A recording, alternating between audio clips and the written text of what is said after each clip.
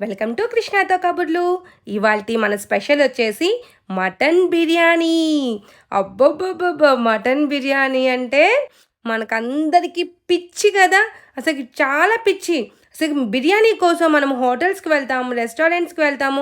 ఆఖరికి ఫంక్షన్‌కి పిలిస్తే కూడా, "ఏరా ఏంటి ఫంక్షన్‌లో భోజనం? బిర్యానీనా? మటన్ బిర్యానీనా? ఓహ్! తప్పకుండా వచ్చేస్తాం" అంటూ పరిగెత్తుకుంటూ వెళ్తామనమాట. అంత అద్భుతమైన బిర్యానీ. మనకి ప్రతి ఒక్కరికి అది ఇప్పుడు ఒక ఎమోషన్‌గా తయారైపోయింది. బిర్యానీ అంటే చాలు పరిగెత్తేస్తాము ఎక్కడికంటే అక్కడికి. అంత ఇష్టమండి మనందరికీ. అయితే దీన్ని మనం ఇంట్లో చేసుకొని తింటే చాలా తక్కువ కాస్ట్‌తో చాలా ఫుల్లుగా కడుపు నిండుగా తింటాము. కమ్మగా తింటామనమాట. రెస్టారెంట్‌కి వెళ్ళి 1, 2 రూపాయలు ఇచ్చి కొనుక్కొని తింటూ ఉంటాము. కానీ మనం ఇంట్లో చేసుకుంటే కమ్మగా కడుపు నిండుగా తింటామండి. అమ్మ లాంటి బిర్యానీ ఉంటుంది మన ఇంట్లో. అయితే వచ్చేద్దాం రండి ఎలా చేయాలో. అయితే నేను ఒక హాఫ్ కేజీ మటన్ను తీసుకున్నాను. దానికి ఒక 3 ఉల్లిపాయలు, 4 పచ్చిమిరపకాయలు, 2 టమోటాలు వేసుకున్నాను. దాంట్లోనే చెక్క, మొగ్గ, యాలుక్కాయలు వేసుకుంటున్నాను. ఇక్కడ అనాస పువ్వు, బిర్యానీ ఆకు, షాజీరా అలాంటివి ఏమీ వేయటం లేదు. అవి మా వారికి నచ్చవనమాట. ఎందుకో తెలీదు నాకు. అవి అడిగితే చేదొస్తుంది బిర్యానీలో గానీ, కర్రీస్‌లో గానీ వెయ్యకు అంటారు. అందుకని నేను ఎప్పుడు వాటిని అవాయిడ్ చేస్తూనే ఉంటాను. ఆ తర్వాత పాన్ తీసుకొని బిర్యానీకి ఎప్పుడు కూడా మందంగా ఉండే గిన్నె తీసుకోండి. అందులోనూ కొంచెం అల్యూమినియంది అయితే అడుగు అంటకుండా ఉంటుందనమాట మనం బాగా వేయించినప్పుడు. దాంట్లో నూనె వేసుకుని ఒక 4 స్పూన్లు ఆయిల్ వేసుకుని దాంట్లోనే పచ్చిమిర్చి, స్పైసెస్, ఆనియన్స్ బాగా గోల్డెన్ బ్రౌన్‌లోకి వచ్చి తీరాలి అంతే. కంపల్సరీ గోల్డెన్ బ్రౌన్‌లోకి రావాలి. అది గుర్తుపెట్టుకోండి. అది వేగిన తర్వాత అల్లం వెల్లుల్లి పేస్ట్ వేసుకొని నేను చూపించిన తీరులో ఆయిల్ సపరేట్ అయ్యేంత మటుకు వేయించుకోవాలి. ఆ తర్వాత టమోటాస్ వేసుకోవాలి. చాలామంది మటన్ వేసేసి మటన్‌తో పాటు టమోటాస్ వేస్తారు బిర్యానీలో. కానీ ఇలా వేసి చూడండి చాలా బావుంటుంది.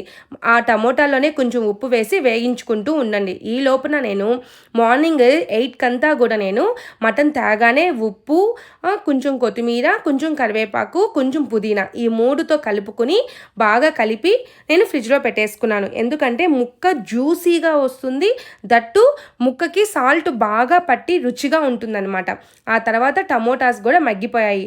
అలా మగ్గిన తర్వాత ఆయిల్ సపరేట్ అయిపోయిన తర్వాత మనం ఏమైతే మ్యారినేట్ చేసి పెట్టుకున్నామో వితౌట్ అల్లం వెల్లుల్లి పేస్ట్, వితౌట్ స్పైసెస్‌తో ఆ మటన్‌ని దాంట్లో వేసేసేయాలి. వేసి బాగా కలుపుకునేయండి. దాంట్లో ఉండే వాటర్ అంతా సపరేట్ అవుతూ ఉంటుంది. ఈలోపు ఎక్కువగా పుదీనా, కొత్తిమీర కట్ చేసి పెట్టుకోండి. ఎందుకంటే మనం మసాలాసు, స్పైసెస్ చాలా తక్కువ వేస్తున్నాం. కాబట్టి పుదీనా, కొత్తిమీర వేసామంటే ఆ ఫ్లేవర్‌డే వేరండి. నేను ఇక్కడ పుదీనా కాడలతో సహా వేసుకుంటాను. చాలా మంచి వాసన వస్తుందనమాట. బిర్యానీ ఆకు అవేమి వెయ్యం కదా! దీంతోనే ఫ్లేవర్ బాగా వస్తుంది. దాంట్లోనే 2 స్పూన్లు కొబ్బరి పౌడర్ వేసుకొని అలా అలా కలపండి. ఇక్కడ నిమ్మకాయి, పెరుగు ఏమీ వేయటం లేదు. జస్ట్ కొబ్బరి పౌడర్ మాత్రమే. అది 2 స్పూన్లు. అది ఇంట్లో చేసిన కొబ్బరి పౌడర్ అనమాట. దానివల్ల అన్నము మెతుక్కు మెతుక్కు తగలకుండా వస్తుంది. దాంతో పాటుగా అసలుకి టేస్ట్‌ని దాంట్లో ఉండే రుచులన్నిటిని బ్యాలెన్స్ చేస్తుందనమాట.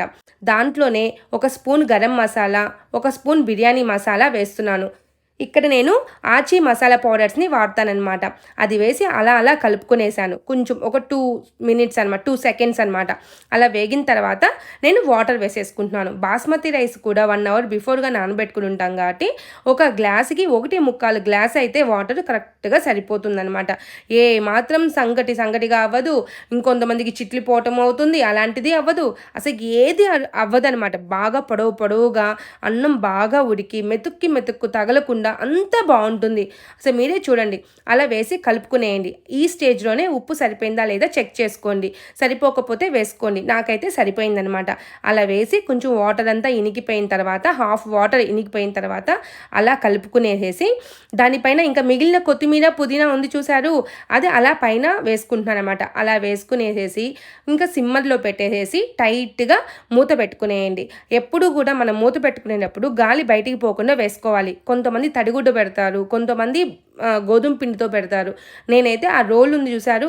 అది పెట్టేసేసాను. ఆ వెయిట్‌కి అది ఎక్కడికి పోలేదనమాట. ఇక చూస్తే ఒక 6 మినిట్స్ తర్వాత మంచి ఫ్లేవర్డ్ బిర్యానీ అసలు. తింటూ ఉంటే ఉంది చూడండి. అబ్బబ్బబ్బబ్బా! చూడండి ఎంత బావుందో. అన్నం ఎక్కడా గూడా మెతుక్కి తగలకుండా ఎంత అందంగా అసలు చూస్తుంటేనే నోరు ఊరిపోయేలాగా అంత బావుందండి.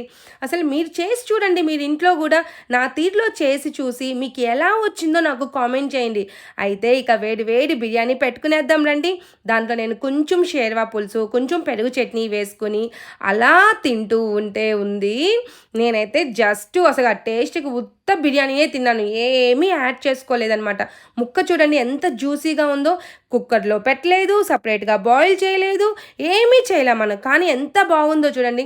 ఎంత టేస్టీగా ఉందంటే అబ్బబ్బా! అసలు మర్చిపోమండి అసలకి. నాకు నోట్లో నుంచి అట్లే అసలు వాటర్ అట్టే కారుతూ ఉంటాయన్నమాట చూస్తుంటే. ఓకేనా? నచ్చిందా? నచ్చితే లైక్, షేర్,